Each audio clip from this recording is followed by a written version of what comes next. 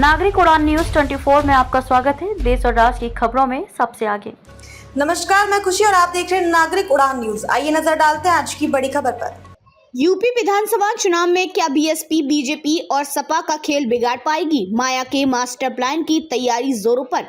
UP Lucknow BSP supremo Mayawati द्वारा कभी उत्तर प्रदेश की राजनीति में डंका बजता था और यूपी की विरासत बीएसपी और मायावती के बिना अधूरी मानी जाती थी। वहीं आज यूपी में भारत की तीसरी सबसे बड़ी राजनीतिक पार्टी विकल्प और विरासत बचाने में असमर्थ दिखाई दे रही है।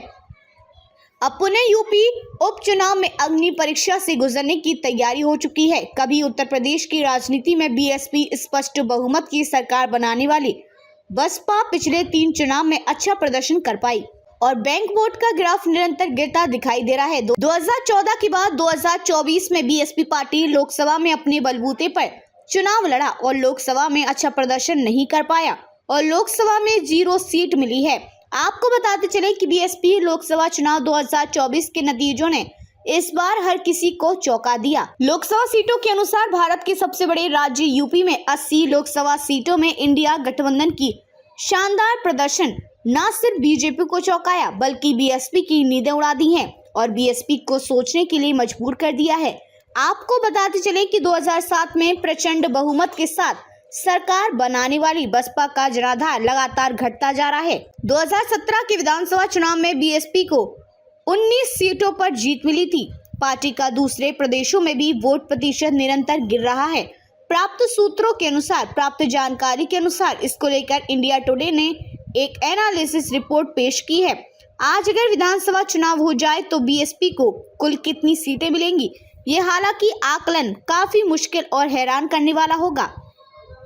2022 में हुए यूपी विधानसभा चुनाव में भी बसपा का प्रदर्शन अच्छा नहीं रहा था। तब पार्टी को सिर्फ 1 सीट पर ही जीत मिली थी। लोकसभा चुनाव 2024 में बीएसपी ने प्रदेश की सभी 80 सीटों पर चुनाव लड़ा, लेकिन पार्टी को एक भी सीट पर जीत नहीं मिली। 2022 में हुए यूपी विधानसभा चुनाव में भी बसपा का प्रदर्शन अच्छा नहीं रहा था। तब पार्टी को सिर्फ 1 सीट पर ही जीत मिली थी।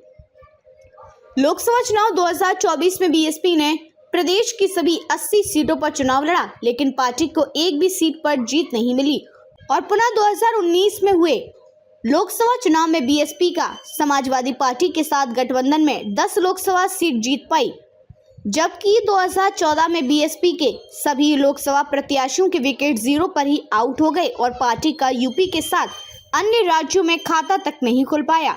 आपको बताते चले कि बीएसपी की अब राजनीतिक सफर आसान होता नहीं दिख रहा है।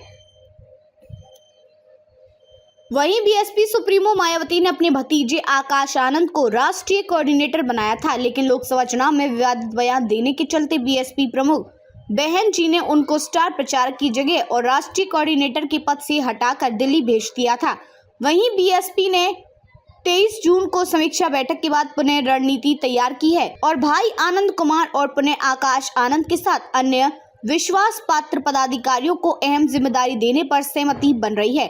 दलित, शोषित, पिछड़े, महिलाओं और अल्पसंख्यकों की राजनीतिक हिस्सेदारी की बात करने वाली बीएसपी के लिए अब आधुनिक राजनीति कठिन होती दिखाई दे रही है। बीएसपी की मिशन और बीएसपी के मुद्दों और दलित समीकरण के बीच चंद्रशेखर आजाद उर्फ रावण ने भी बिगुल बजा दिया है, जो लोकसभा चुनाव में नगीना सीट से यूपी के सहारनपुर से विद्रोह से जन्मा दलित नेता अब अपनी आजाद समाजवादी पार्टी से सबसे बड़ी जीत के साथ संसद में पहुंच चुका है, जो अब बीएसपी की दलित राजनीति का हिस्सा और युवाओं की ख्याति में चर्चा का विषय बना हुआ है। तक के लिए बस इतना ही। फिर होगी आपसे मुलाकात ऐसी एक और बड़ी खबर के साथ। तब तक के लिए नमस्कार और देखते रहिए नागरिक उड़ान न्यूज। ऐसे ही लेटेस्ट अपडेट्स के लिए हमारे चैनल नागरिक उड़ान न्यूज को सब्सक्राइब करें और तुरंत नोटिफिकेशन पाने के लिए बेल आइकन प्रेस करना ना भूलें। यदि आप हमें फेसबुक के माध्यम से देख रहे हैं तो हमारे पेज को फॉलो जरूर करें। धन्यवाद।